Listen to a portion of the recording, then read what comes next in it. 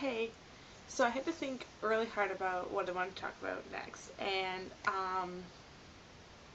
it's probably about the Times.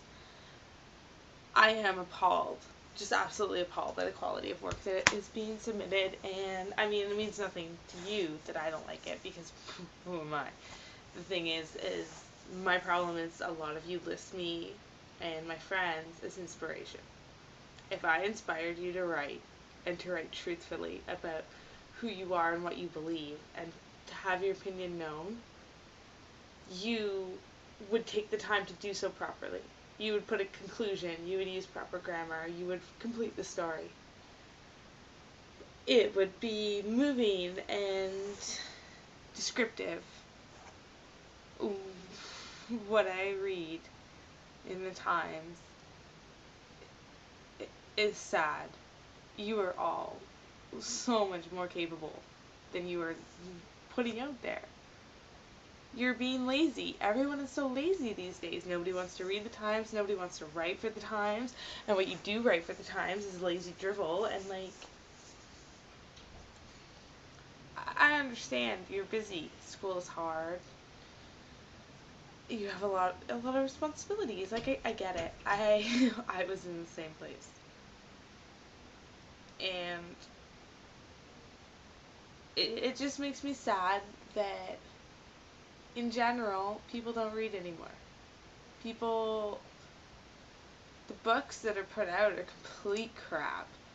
Anything that's hit the New York like New York Times bestsellers list, I am just so unimpressed.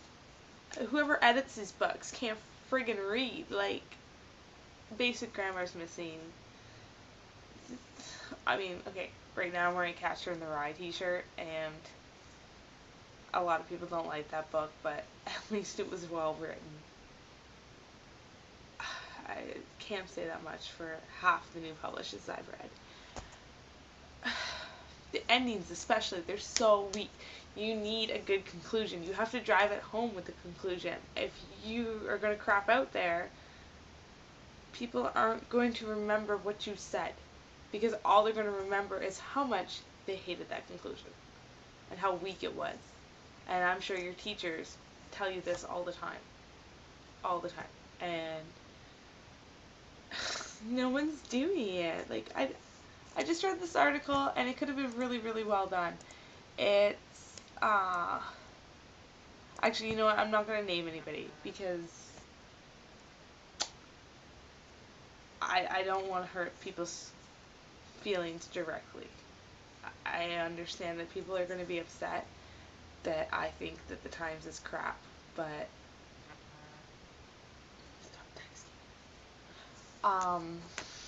the thing is it is, and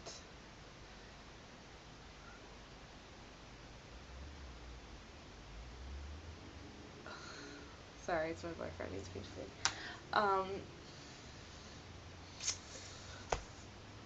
I wish it wasn't, and I think that it could be really, really good. And the people who are writing and want to be Times writers, or want to be writers in general,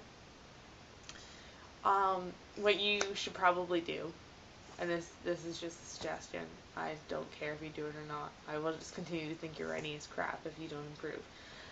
You should write your article, and do it Sunday, Monday, Tuesday, somewhere there. Don't look at it, again, until Wednesday or Thursday, depending, give it a day or two. Read over it. Do not let Microsoft Word or whatever fix your grammar, because it won't. It has no idea. It's programmed for basic things, but English is a complex language. So reread your own work and read it carefully. And when you think that you have found every single friggin' mistake that you have made, email it to someone. Give it to a friend to read. Let your mom read it, your dad, your sister, your brother, someone. Let somebody else read it. And don't ask them what they think of it. Ask them to edit it. Get them to go through and make sure that you're staying in one tense, that you are putting commas where you need commas, you're capitalizing, you're spelling correctly. Because the editor at the Times, she can't spell. She doesn't read it. She doesn't care. So go through it. And once all the grammar is completely perfect, ask them what they thought of it.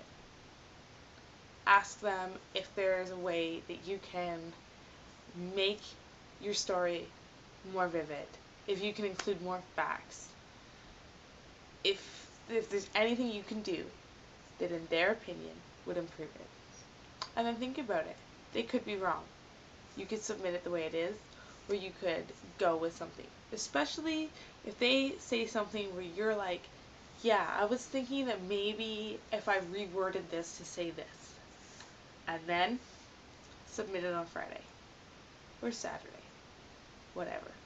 It might not make that week's issue, but at least you spent a week working on it. And the other thing is, Wikipedia is not a source. You cannot quote Wikipedia. You just can't. You can go to Wikipedia and you can read the information there. If it is quoted by a credible source, you can look up that source and then you can cite that source. You cannot cite Wikipedia. You just can't, okay? Don't use Wikipedia as a source. You can use it to like find stuff out and find sources. And cite your work. If you're writing a nonfiction part thing and like you have used resources, quote it and cite it. I mean, it's hard to put footnotes in Whyville, so you're probably going to have to do like MLA, but just please, for the love of God, start writing better, people, because this is a great place to practice. It honestly is. And I miss reading other people's creativity that wasn't lazy. So I'm going to give you guys like 2 weeks, and I hope to see some improvement. And I mean, not that my articles were perfect, because they weren't, honestly. But I think if you go very back to the very, very beginning and work your way to the last article I wrote, there is a tremendous amount of improvement. Tremendous. It's a shame that Amy just does not do her job. Trust me, if I was editor, you people would be writing so well. You'd all be getting A's in English because I would be teaching you grammar all the time and I would not publish this crap. Like, God, I'd rather see an empty paper than a paper with 18 articles that are so bad.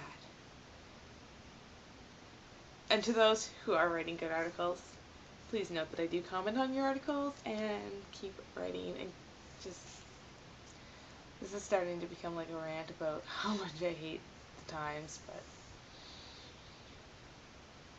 it wouldn't be that way if you all just took an extra couple hours and put a little effort into your writing. So that's it. Happy Shrove Tuesday to all the Catholics and Anglicans and general Christians. Alright. Toodaloo.